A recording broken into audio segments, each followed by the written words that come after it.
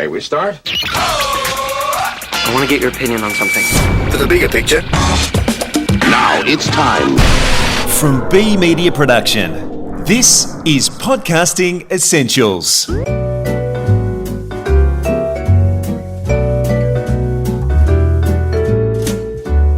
Hi, and welcome to episode 3 of season 3. I'm Nick Schildberger, Managing Director of B Media Production. This episode, we look at the latest podcasting statistics, a watershed moment for podcasting, a true milestone, according to Edison researchers Tom Webster at the announcement of their Infinite Dial for 2019. Plus, more from Google on their continued plans to boost worldwide podcast consumption, as well as introducing us to the term audio SEO. But first, I'd like to welcome a special co-host today, CEO of Omny Studio, Sharon Taylor. Thanks for accepting the invitation to move from the guest chair over to Chris's co-host chair today. My pleasure. Thanks for having me, Nick. Now, a lot to get through today. There's been a lot going on in podcasting as usual. So let's start with the Infinite Dial 2019, which is Edison Research and Triton Digital's annual survey of the usage of digital platforms and new media.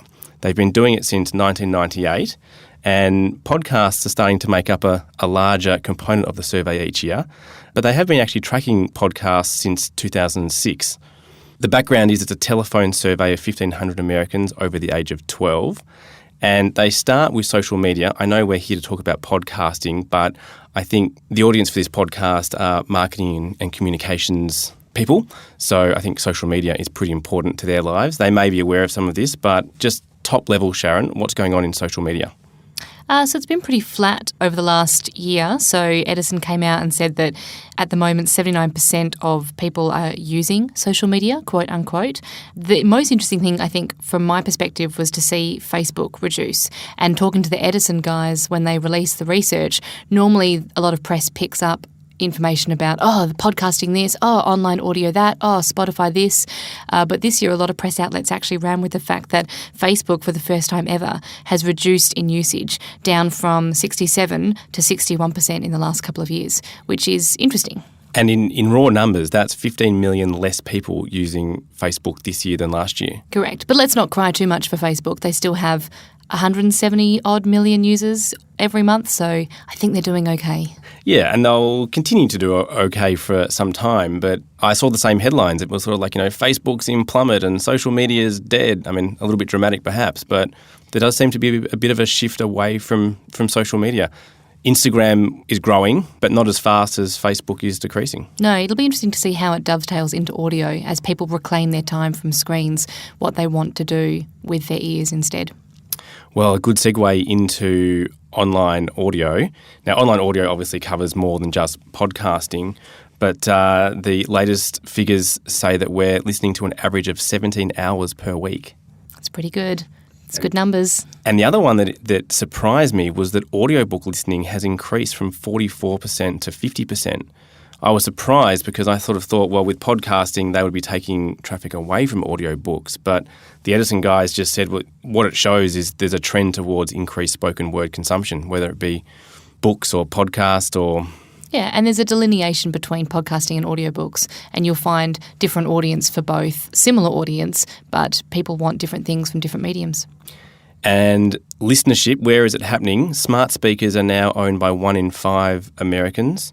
Over there, Amazon Alexa still leads Google Home, but here I think it's the other way around. Is there a reason for that, do you think? I just think that the services that Alexa put through their speaker are more developed in America. So they've had Amazon Prime and, one-click purchasing and a whole pile of stuff over there for so long, and it's really still quite nascent in Australia. And so the things that you can really unlock in terms of features on an Alexa smart speaker make more sense when you're able to say, hey, I don't want to turn anyone's speakers on, but like, hey, smart speaker, buy me this, and it just works. Whereas in Australia, we're still building that backland infrastructure, I suppose, between it. And we'll get to Google a little later, but it certainly does highlight in Australia thinking more about Google perhaps than Amazon for the moment. Yeah, I would think that it would be signalling to people like TuneIn and iHeart, who are the music and podcasting infrastructure that Alexa uses, that maybe there's huge market share here to be had in Australia. So I think we'll see some tug of war in the next couple of years. In-car listening, those radio lovers will be happy to hear that radio only declined by 1% and still dominates, obviously, in the car. But the one big increase was in podcasting, from 19% 2 years ago up to 26% now. It's pretty great. I mean, I listen to podcasts in the car. I know that you do as well, Nick. It makes nothing but sense that you would want to listen to your own spoken word content as opposed to maybe radio DJs. Yeah, absolutely.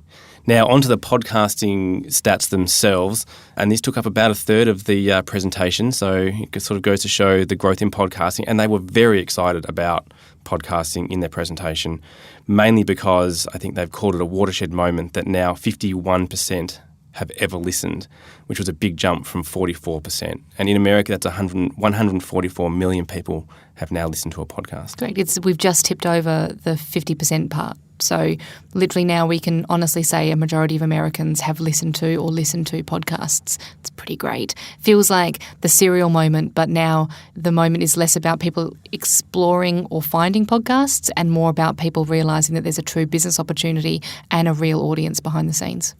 And monthly listening has increased as well, up from 26% to 32%. Big jumps. Yeah, which they said is the largest percentage point gain in the history of the survey. It's amazing, isn't it? Go podcasters. Absolutely. I think it's really important as well to call out the Spotify numbers that they were talking about. So Spotify, as an age group between 12 and 24, had a huge increase in podcast listenership. They increased by 33%. Spotify, I know we talked about it in a previous episode, has really been incredibly successful in terms of going from zero podcasting on their platform to gaining what is soon to be a lion's share of listening. And that they're seeing these big jumps in numbers means that their tests in the space have paid off in spades for them. And they're perhaps responsible for bringing a lot of people into the medium. Thank you, Spotify. Thank you, Spotify. Weekly listening was up from 17% to 22%. And they talked about the conversion funnel, where rather than concentrating on statistics, we'll talk about the raw numbers. So 17 million more people are aware of podcasting than they were last year. And 20 million more have listened to podcasts. And of those 20 million, 17 million are listening monthly and 14 million are listening weekly.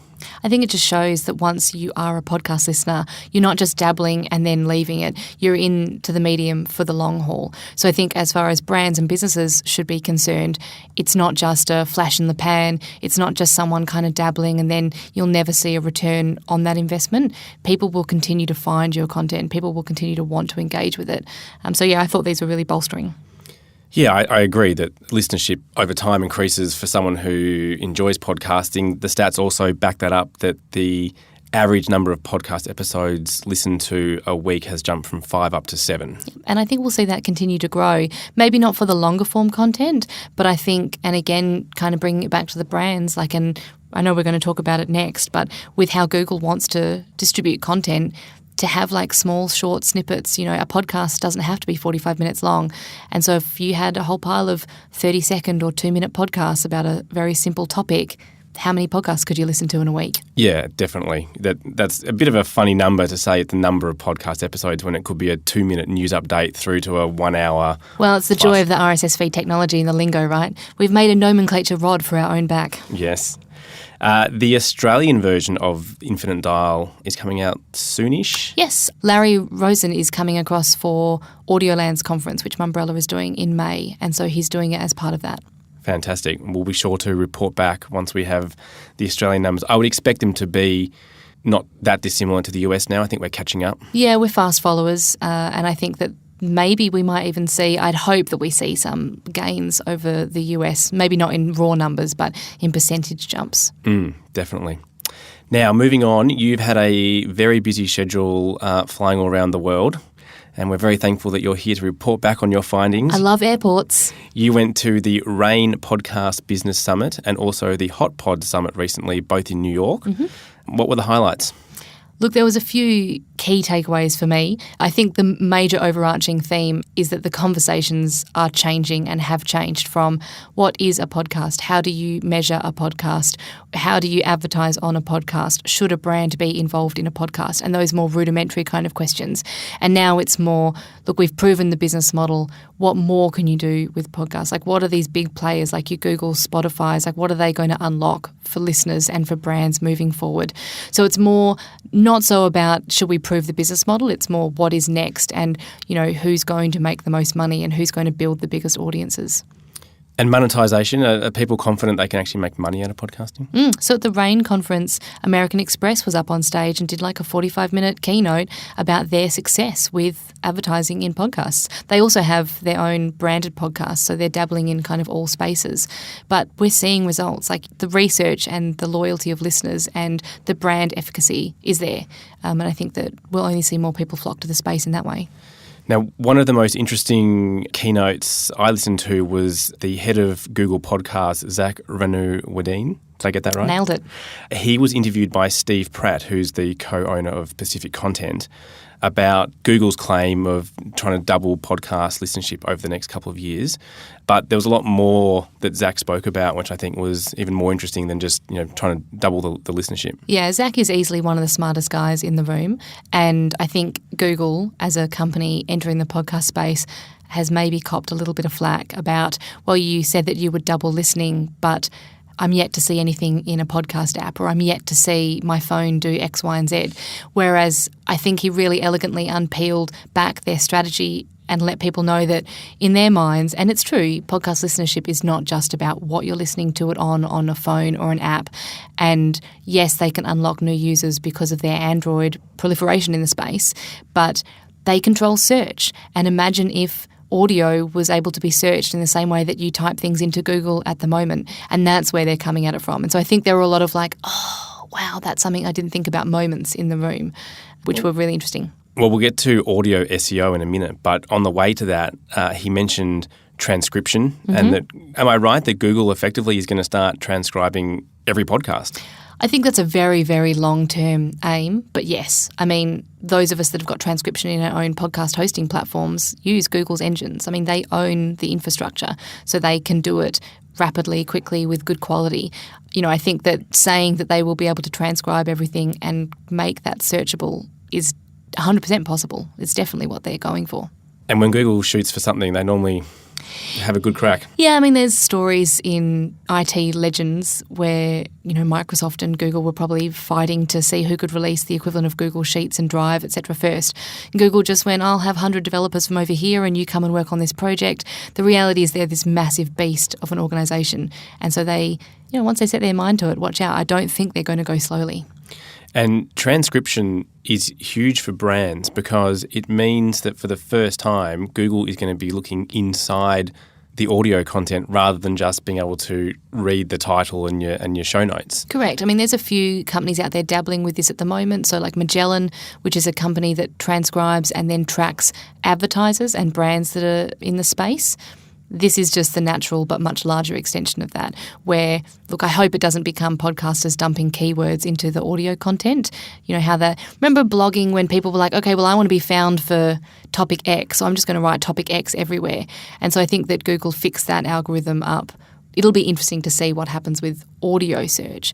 And I would hate if suddenly my favourite podcast where I learn about topics had keywords dumped all through them.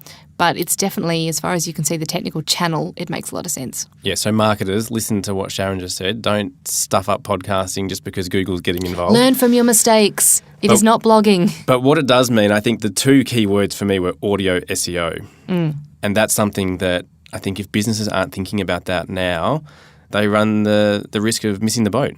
I agree. I mean, in the same way that you clamour to be on the first page of Google search results, if your company is an expert or trades in, IT consultancy or web design or those types of things, I feel like that'll be the next challenge for brands. And so whilst it might not happen tomorrow, this reality is coming. It will be a world where your audio content is searchable. So start thinking now. If you're a brand and you have expertise in a space, put down the hard yards now so that you can capitalise on the gains once it is the reality. And Zack said that Google are going to start indexing audio, perhaps have already started indexing audio. And what that means is search results effectively will show if audio is more relevant than something that's written, it could be the first thing that you see. And furthermore, if you're in the car where it's hard to read, or you have your headphones plugged into your phone, for example, Google might say, well, let's list the audio results higher than the written results because there's an assumption there that you can probably listen more so than read. Correct. I mean, the reality is that Google owns a lot of land in terms of the technical space. It knows when you're on your phone, it knows when you're talking to a smart speaker, it knows when you're on your laptop computer, and it'll be able to piece together all these pieces of information about your location and your listening preferences, and that'll be who wins in the end. Whoever can provide the most relevant, timely content in a way that the listeners enjoy to listen. Down the track, Google will use AI to really break out smaller chunks of audio. So you might ask, again, using Voice Assistant, ask Google for the latest news on... I mean, I had guys in the office yesterday talking about flu vaccines. Hey, Google, how does the flu vaccine work? Or, hey, Google, if I take the flu vaccine, will I make people around me sick?